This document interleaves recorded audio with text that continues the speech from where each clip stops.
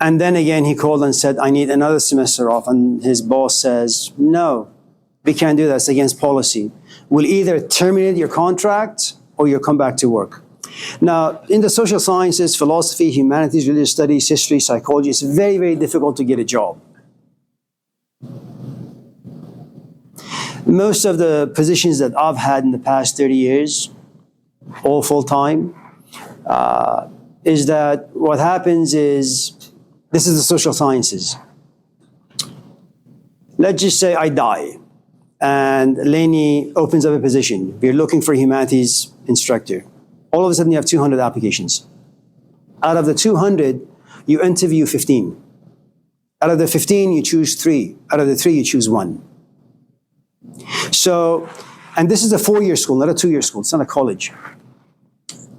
And so he says, okay, do I want to just walk away from my mother, let it die alone, a miserable death, or do I want to just quit my job?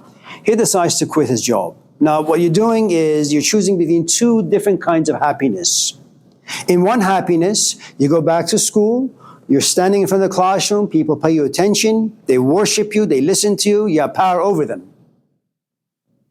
You get a monthly income, okay? Your life is secure for the next 20 years. Then there is your mother. You're also going to be happy with your mother, but it's a very strange kind of happiness. It's filled with sadness and sorrow, frustration, anxiety, dread. The fact that the woman who gave birth to you is slowly passing away and there is nothing you can do about it. So in one pain, there is security. In one pain, in one happiness, there is sorrow. Okay? So depending on what sort of a happiness you're talking about, if we were to go back to Aristotle and his notion of friendship, for example, well, all of us in this class are friends. The question is, well, what kind of friendships do we have? You have, in Aristotle's ideas, you have friendships of pleasure.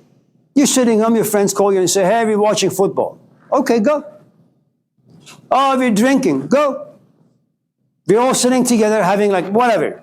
Friendship of pleasure. But what is pleasure? How long does pleasure last? Because your friends are as good as the longevity of pleasure. In other words, you go out there, you find an attractive man or woman, you say, yes, I like them. But your liking of them is as long as, forgive me, how long you guys are having sex in the bedroom. Once it's done, your pleasure is no longer staying with this person. It's packing up and leaving ASAP. Okay. Then you have pleasures of utility. They're almost the same. Now, friendships of utility means the following. You like me. I don't like you, but you like me. But you like me not because you understand me. You like me not because you know me. You like me because you come to class, maybe you get excited, maybe you get inspired. Maybe you just got other issues, I don't know. And what you want to do is you really want to get an A in this class because your scholarship depends on it. So what do? You come to class prepared, you ask questions, yes.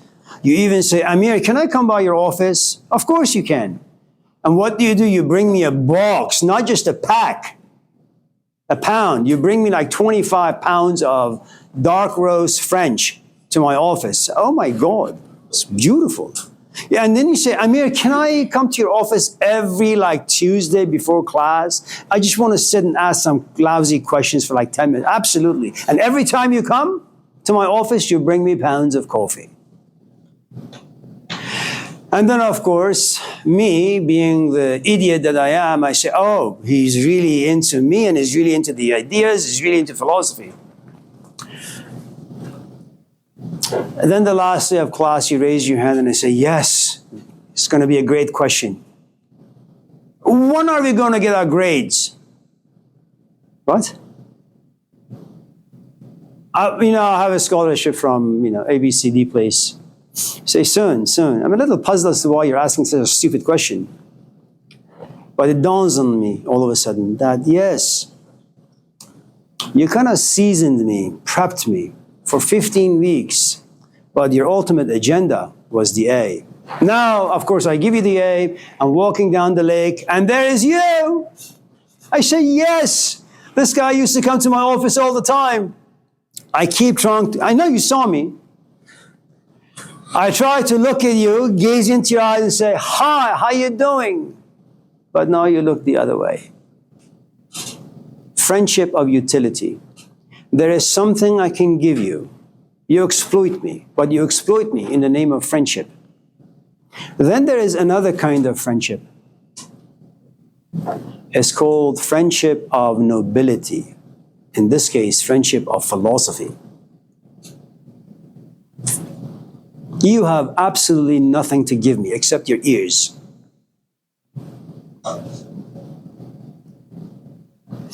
And I need to make sure that between your ears, your mind is empty. I don't care about your experiences. I don't care about your ideas. I'm not giving you physical pleasures. I'm not going to allow you to exploit me. If anything, I am here to exploit you. But for that to happen, I need your ears to be empty. I need your brain to be empty. I need to go in there and plant seeds. Now, there's a good chance you won't understand any of this. You say, oh, I signed up for a goddamn philosophy class. What the hell is this? Oh, this is no way to talk to your students. I tell you, just wait. Just wait. Wait for about 10 years. Don't wait for 10 years. Wait for 2 years. And then one day, when the semester has just begun, I see you walk into class. What are you doing here? Are you signed up? No, don't you remember? I took this class already. Oh, what are you doing here? I changed my major to philosophy. And of course, I sarcastically, we say, oh, that's too bad for you. And then a year later, you come back to the office and you say to me, I got accepted to Yale. Oh yeah? In what? Philosophy. Woo! And then a few years later, you send me an email saying, I got my PhD. I'm teaching at Berkeley. I'm going to come and visit you. But it took about 5-6 years for you to really understand your confusion, the stress, the frustration, the anger that you suffered in this class, and the fruits of your labor you got to taste only 15 years later. That's how it is. So what sort of a happiness are you looking for? Happiness of pleasure, happiness of utility, or happiness of nobility? They all have different shelf life. I'm not sure. Yeah. It's okay, go ahead.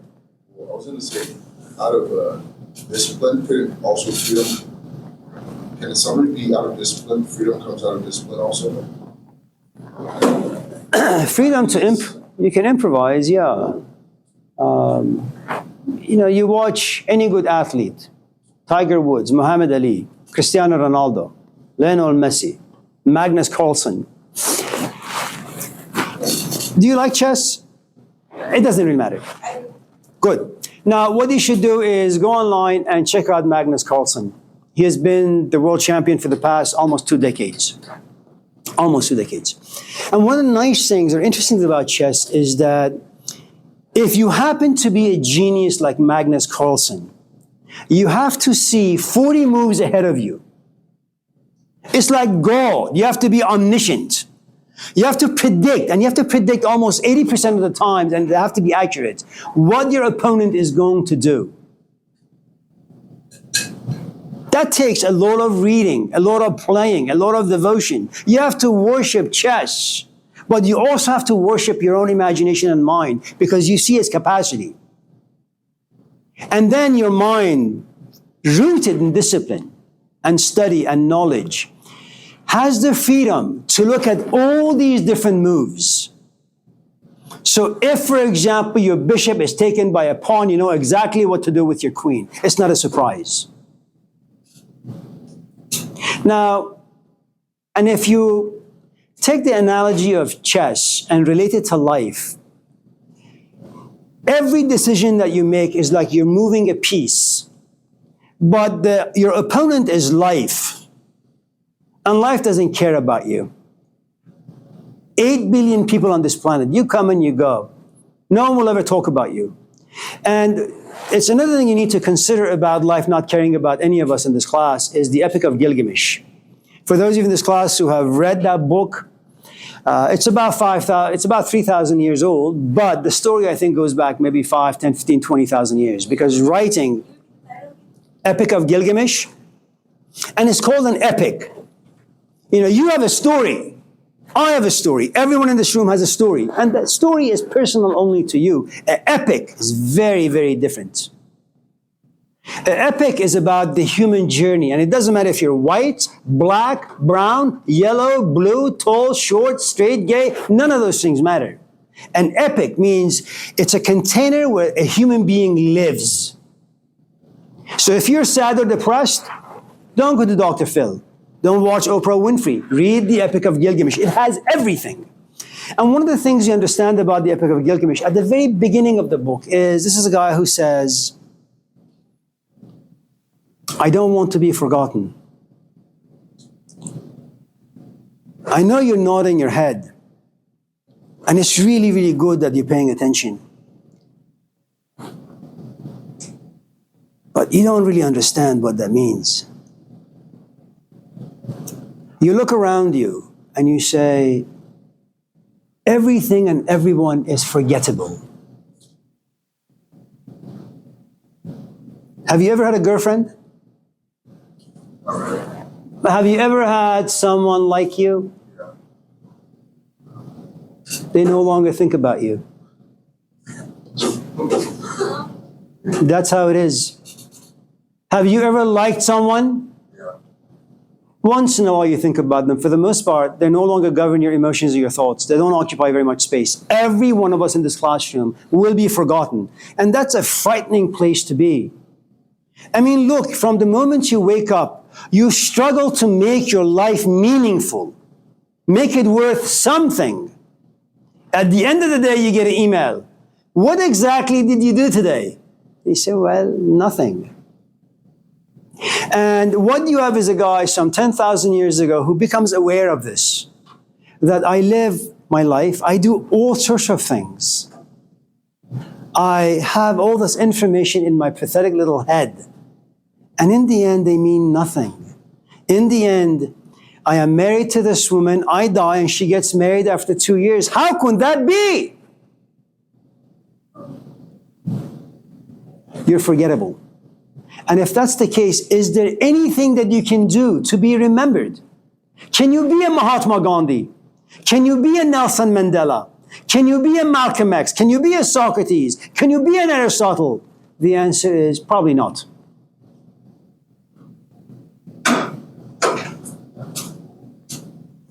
Isn't that once a reflection of your ego? Well, ego doesn't need to be negative. I'm not saying it is.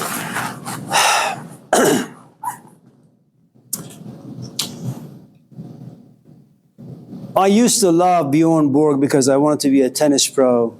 Many years passed, I got a little older, I wasn't as agile on the court. And then my new hero became Roger Federer. He still is amazing, despite the fact that he's retired. There is something magical about his game. Despite being number one for many, many, many, many weeks and months and years, he always had a coach.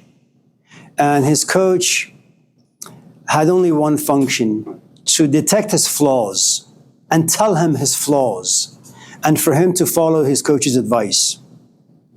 I mean, that's being quite egocentric, that you're number one, you've made all this money, but you still think you can get better. And the answer is yes, you can, and that's a great place to be in life. That's a good ego to have. Now imagine you're a piece of shit. You have all these assumptions. You think yourself to be something and you're not. And every party you go to, you say, well, let me tell you what I think.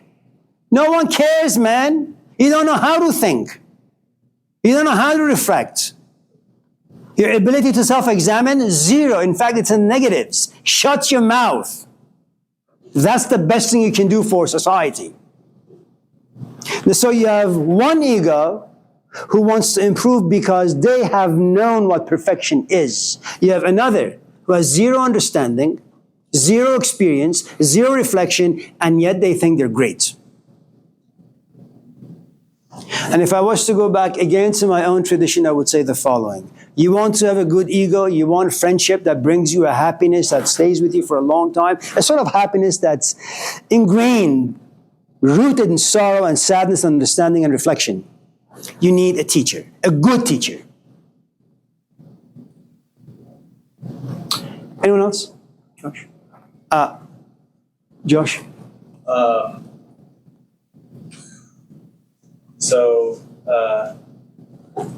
the ideas that you speak of in this class are ideas I have toyed with for years, and I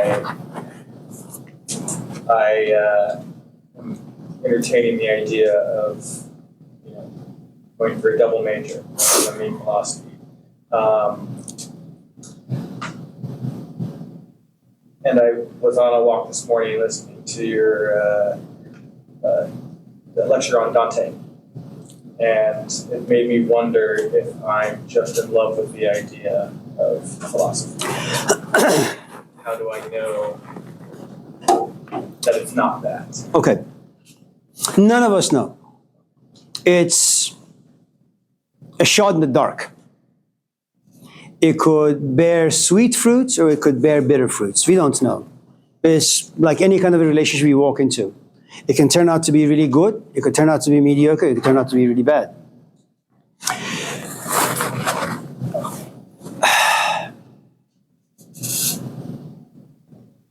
Now, I stand by what I say, which is, should any of you in this class enjoy some of the things we talk about, and should you major in philosophy, and should we be in contact, and if you come back here after having acquired a master's degree, I will find you a class to teach. I will at least crack open a door where you can experience yourself teaching, And then once that door is opened, at least cracked a little bit, other doors will follow. It's not a problem.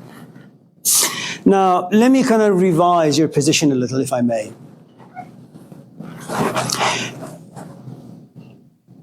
You don't fall in love with philosophy, as no one falls in love with God.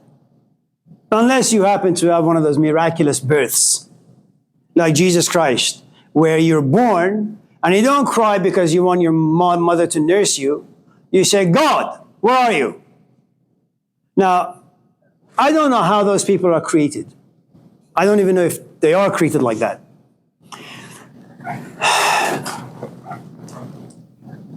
Don't get me wrong, there are some people out there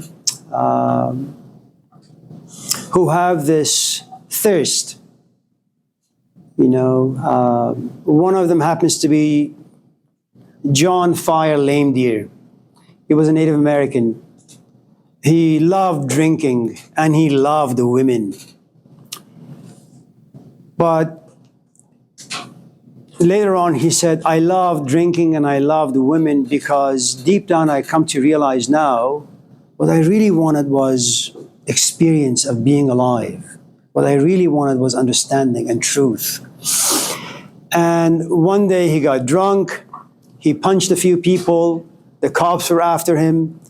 He runs, knocks on the door, the woman opens the door and says, oh, John, I've been waiting for you. It's a woman she had never met in his entire life. And yet, like Magnus Carlsen, she was waiting for him. And she was able to put all of his emotions into language and then experience. You may be one of those types that are exempt from what I'm about to say. None of us fall in love with philosophy because we don't really know what it is. We fall in love with a person who is expressing philosophy. I don't fall in love with philosophy. What I do, I fall in love with Plato, whom I assume to be a philosopher. Through Plato, Plato becomes this icon. It's the Miley Cyrus of philosophy.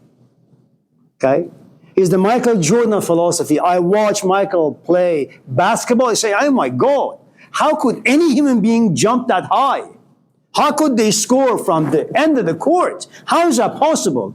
And all of a sudden, he inspires me. Plato inspires me. Not God, not love, certainly not wisdom, because I have no idea what any of them are. Through Plato, I get glimpses of what philosophy looks like, a little. And then I read more, and I read more. And that's exactly what happened to me. I went to Sierra College as a student, and I said, yes, I have read Plato. The dialogue's beautiful. Now I'm going to sign up for philosophy classes, and my instructors are going to be like Socrates and Plato. And I walk in, and the instructor's name was George Sessions. He was a nightmare. I wanted Plato, and I got shit. I got someone who just copied and pasted.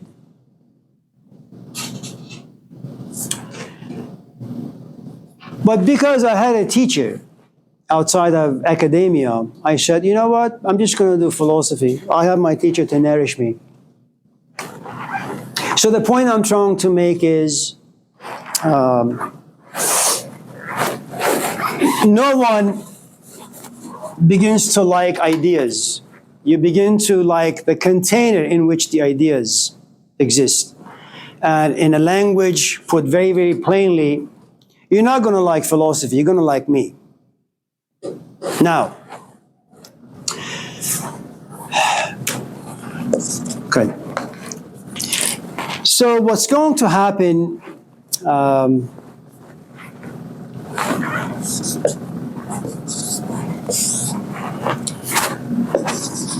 this is your physical life, okay? And in your physical life, there are GPSs all over the place. You want to graduate, go see a counselor. They'll tell you what classes you need to take. You need a job, figure out what you're good at, apply to positions, do interviews, eventually you'll get one, okay? So most of what you need to know exists out there. Just do some research. So this is your physical life. Now, from here to here, this is your emotional, spiritual, intellectual life. There are no clear maps. You are in the dark. And the thing you need to understand is this is always going to be in conflict with this. You have a wife. She is the mother of your child. She makes food. She cleans the house. You guys go on a cruise. She has her own stuff, but you guys have a great relationship. The only thing missing is love. And love has been stolen by life itself. The politics of life. Taking the kids to school, going shopping, your own stuff, her stuff, the confusion that all human beings suffer from, and eventually they collide. And little by little, love turns into like says, eventually, I will do whatever I can to survive. And once in a while, you like her. And once every 10 years, you say, oh yes, I love her too. Okay.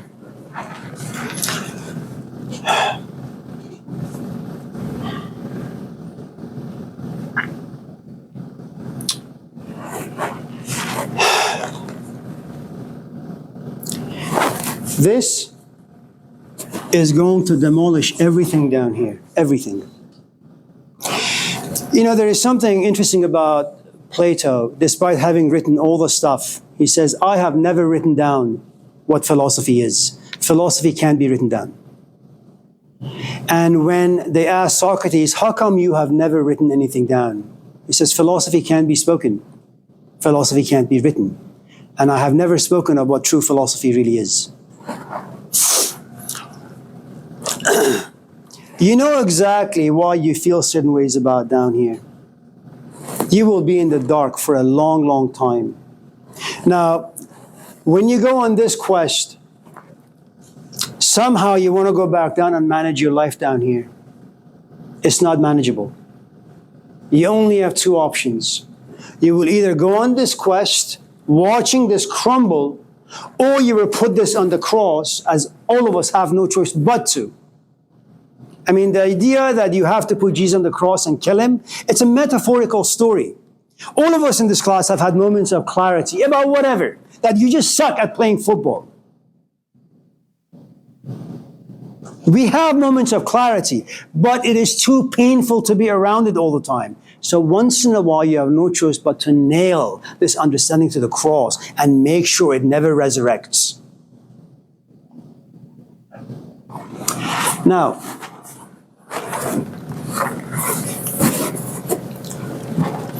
the way this stuff works, at least insofar as I understand it, and I understand things really, really well. Am I being arrogant? Absolutely. For you, I'm arrogant. For myself, I'm actually quite humble before my craft. Now, this is Amir.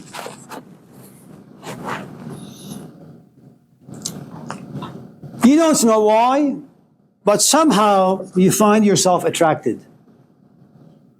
Not to him, to me. Now, you're not really attracted to my physical body. What you're attracted is the way I express ideas. That you've had all these feelings and emotions within for the past 20 years, but I'm like the Gospel of John. God had a spirit. He says, okay, where can I put my spirit? Let me put it in this man. I'm going to give this abstract thing a body, give it a flesh. Now, I put your emotions into language. Now you begin to see them through language, through words. But for the first time, the words are now alive. You feel something. You're attracted. Attraction is inspiring. It's exciting. Okay?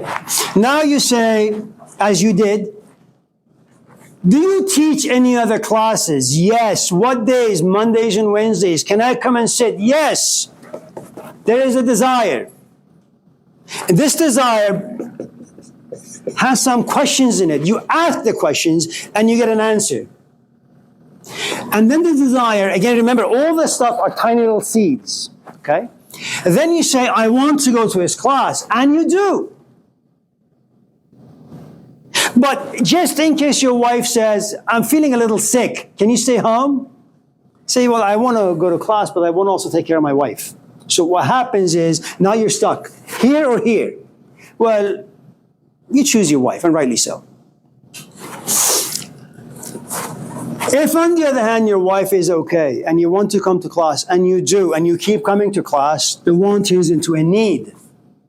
I need to go to his class. It's like, I need food. I'm starving. Well, why don't you go to a sociology class, a psychology class, a math class? Why don't you go around the lake? Because none of those places that you go to relate to the attraction, to the inspiration, to the desire, to the want, to the need. Only I can fulfill your need. That's it. Now, as you go home and you talk to your wife about this and that, she says to you, you know, Josh, for the past 5 days or 5 weeks when you and I sit and talk, you just keep saying, Amir said this, Amir said that. What the hell is wrong with you? You become infatuated. Now, in this culture, this day and time, you say, wait, am I gay? I can't be gay. I'm married. I've always liked women. I mean, that's the climate in which we live. You can't even trust anything about yourself anymore. Now, infatuation, you keep feeding it. It's like, you buy a Redwood gallon, a 1 gallon from Home Depot. You keep giving it food and water and light and this and that, and all of a sudden, it's like gigantic tree. Infatuation. Now, remember, this is Josh. Okay? Now, Josh is 100% occupied with his physical life, whatever that may be. Now that you're attracted, you're now 90%, 99% occupied with your life. When you have a desire, now you're 90% about life and 10% about Amir. When you have the want, now you're 80% life and 20% Amir. When you have need, now you are 40% life and 60% Amir. When you're infatuated, you wake up in the morning to do a dumping in the toilet, you say, oh, I wonder what Amir is doing. Does he dump as well? Okay? And now what you have is 80% Amir and 20%, okay? And your wife says, Josh, where are you? I can't reach you. So, no, honey, I'm right here. Yeah, I know you're here, you're just not here.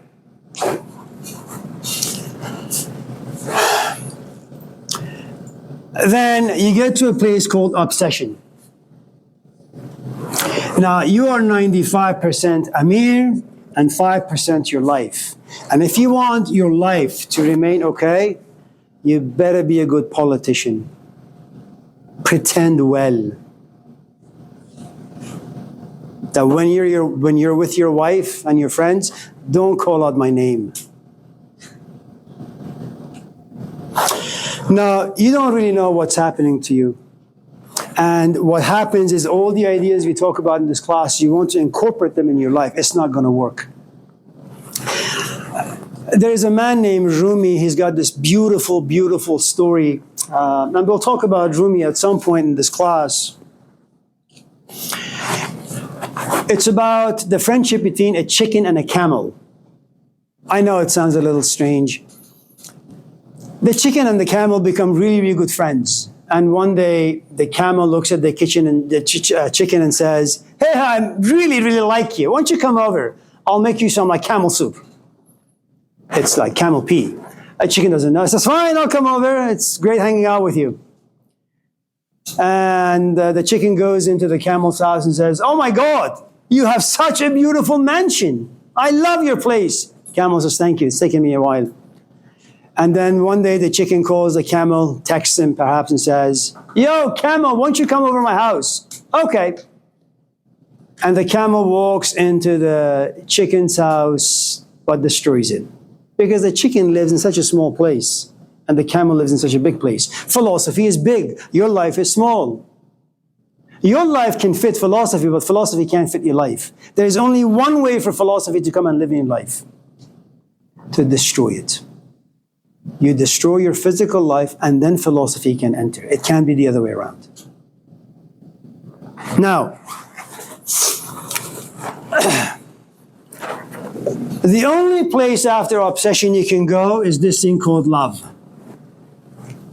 Now, America is very impoverished in the sense that most of the love that we talk about has been romanticized. This is not the way the Greeks work. It's not the way the Middle East work. Certainly not the way the Indians work. Love goes through all these different stages. The first is eros. Now, of course, the Greeks have about 7 to 12 different stages of love. With different shades, different colors, different scents and all that. Eros, and now I know you've been told that it's sexual, and it is in some ways, but eros is about the physical aspect of love. And that means the following. When you move into this particular stage of love, what you want to do is you say, Amir, can I come to your class? Yes. Amir, can I come to your office? Yes. Amir, can I come over to dinner? Yes. Amir, can I invite you and your family to dinner? Yes. And what you're saying, can I occupy the same physical space as you? Which means the following.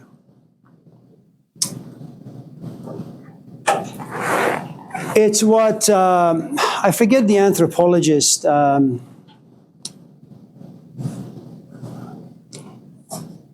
think it's Fraser in his book, The Golden Bough.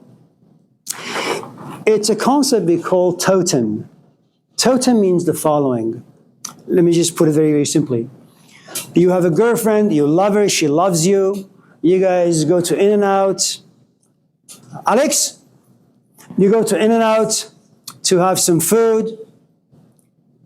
You're in and out, you have your number twos, cheeseburger, fries, and Coke. You leave. On the way home, you get into a car crash, your companion dies. But every time you pass that In-N-Out, it doesn't matter whether you're 10, 110, 1,010 years old. None of those things matter. That in and out embodies a history that can never be deleted from your imagination. That's a totem. That the physical presence of in and out takes you all the way back. And you remember everything vividly. Joanne was with you. You were holding hands. You went in. She ordered. She paid. You guys had a wonderful conversation. On the way out, you got into a crash and she died. Even though you may be married with 50 kids. A totem is a physical representation of perfection, of beauty. That's the first stage. It's a very unequal relationship, and we'll talk about this some more when we come back on Thursday. So have a nice weekend. Stay safe. You have class Tuesday? Oh, I'm sorry? You have class today's Thursday, right? Yeah. We have class Tuesday Class next week. Tuesday. Yes. We shouldn't? Oh, Or- I thought you said Monday's Thursday. a holiday, so we have class. yeah, we have class Tuesday. Okay. Thanks. There's a line, there's a key. Thank you, Karen. See you next week. Bye. The lady